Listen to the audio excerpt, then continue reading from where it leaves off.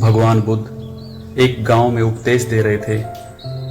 उन्होंने कहा, हर किसी को धरती माता की तरह सहनशील तथा क्षमाशील होना चाहिए। क्रोध ऐसी आग है जिसमें क्रोध करने वाला दूसरों को जलाएगा तथा खुद भी जल जाएगा।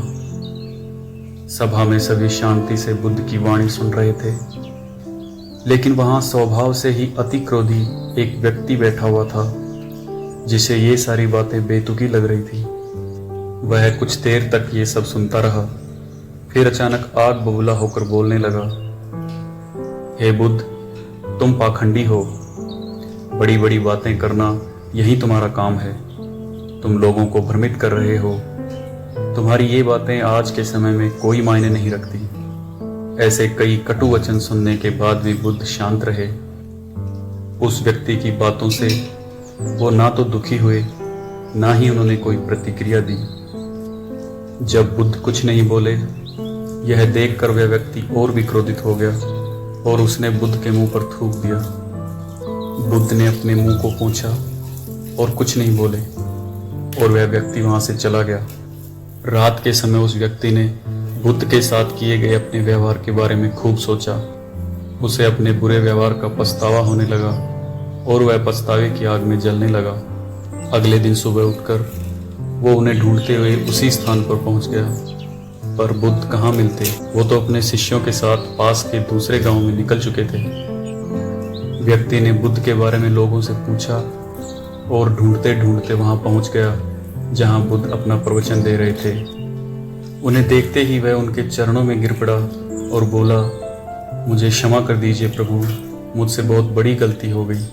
बुद्ध ने पूछा, तुम कौन हो भाई? क्या हुआ तुम्हें? क्यों क्षमा मांग रहे हो? उसने कहा, क्या आप भूल गए?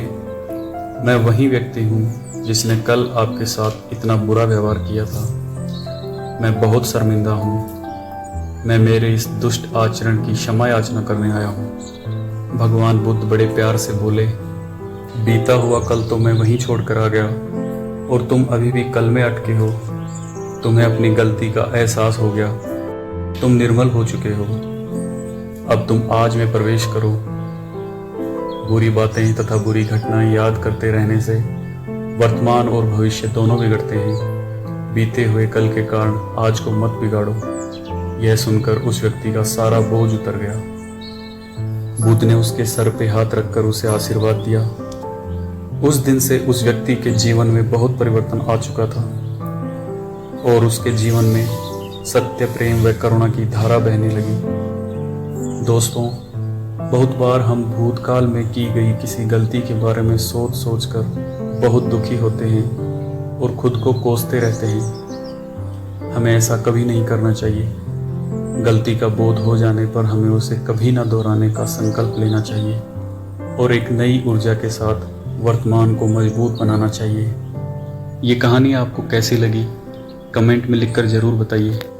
कहानी पसंद आई तो वीडियो को लाइक कीजिए, अपने परिवार और दोस्तों में शेयर कीजिए और चैनल को सब्सक्राइब कीजिए।